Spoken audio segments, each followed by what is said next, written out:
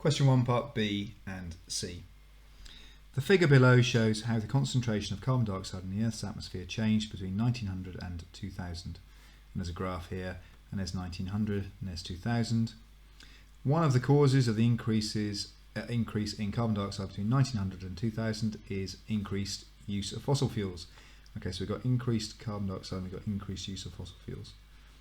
Suggest when, so we need to put a date, the use of fossil fuels began to increase. Okay, so we know that when fossil fuels increased, carbon dioxide levels increased. So that question could also be asking, say when the amount of carbon dioxide increased. We've also got to use data from the figure above to explain your answer. Okay, so we've got to use data as well. It's worth 2 marks, so 2 bullet points there. So I'm looking at the graph. When does it look like it starts to really increase? And I can see I'm looking for a change in this graph. So when did the carbon dioxide in parts per million start to increase? Well, it looks like it started to increase about here.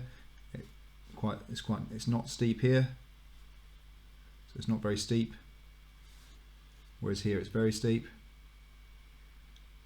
And so when does that sort of happen? It happens around about 1960. I need to use data in this as well, don't I? So if I look here, so in terms of data, I need to put some numbers on it. So if I draw a line across there, and I know that 1960 up to the year 2000, well, that's 20 years. So it increases a lot from, what's that there? It's about 312. So 312, it increases from 312 up to, because I want to put some numbers on here because the question said use data. So that's about 362. And if I look back, so 20 years to get to there. So 20 years to get to there would be 1920. So where was it in 1920? It was here at 300.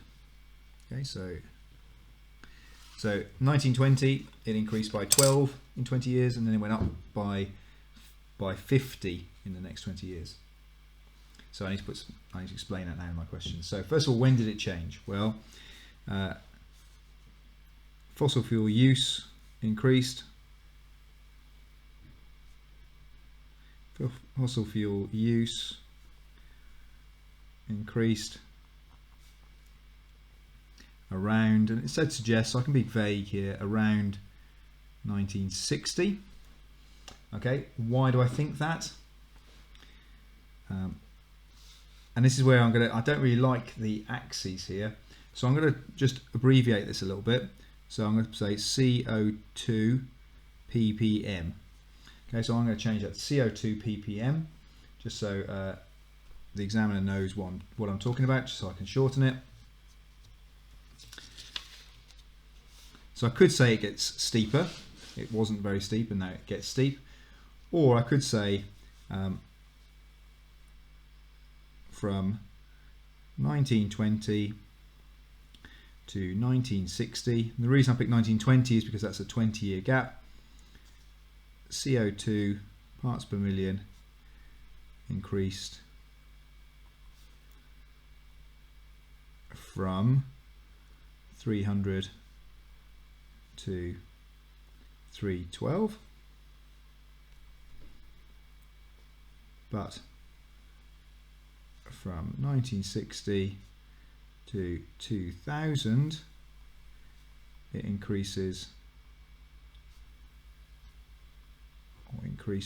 by 50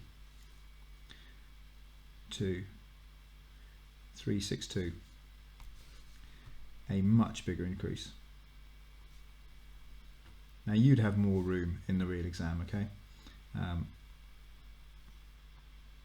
But that certainly would get you both marks. Part C. What is the percentage? So they're asking you, what is the percentage increase in carbon dioxide levels between 1970 and 2000?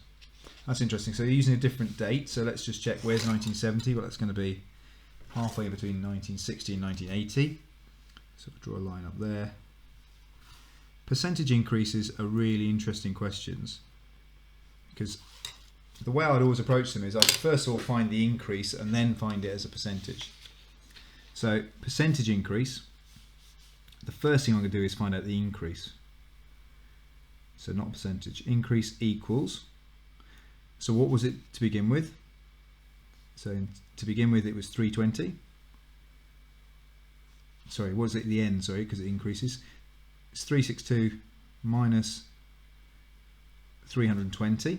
Okay, because it ends up at 2000 at about 362, but it starts off here. So how much does it go up between there and there? Well, it goes up a total of 42. I'm going to avoid putting any lines. I'm going to never put more than one equals on a line. Okay, because it's always a high risk doing that. So that gives me 42. Percentage increase. Now I need to turn that into a percentage of what the initial was. It was originally 320. So I'm going to do 42 divided by 320. And then whatever I find out there, I need to times it by 100 to turn it into a percentage. So that's going to give me, that's going to give me 0.13 times 100 gives me a total of 13%, which I'll put in there.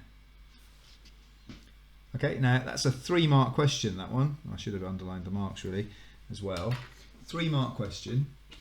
Now within that question there, you would get 1 mark for that. In fact, sorry, you'd get 1 mark for identifying that it started at 320 as well. You get 1 mark for the values, 1 mark for the calculation, and then 1 mark for the 42, sorry, and 1 mark for the final answer. Okay.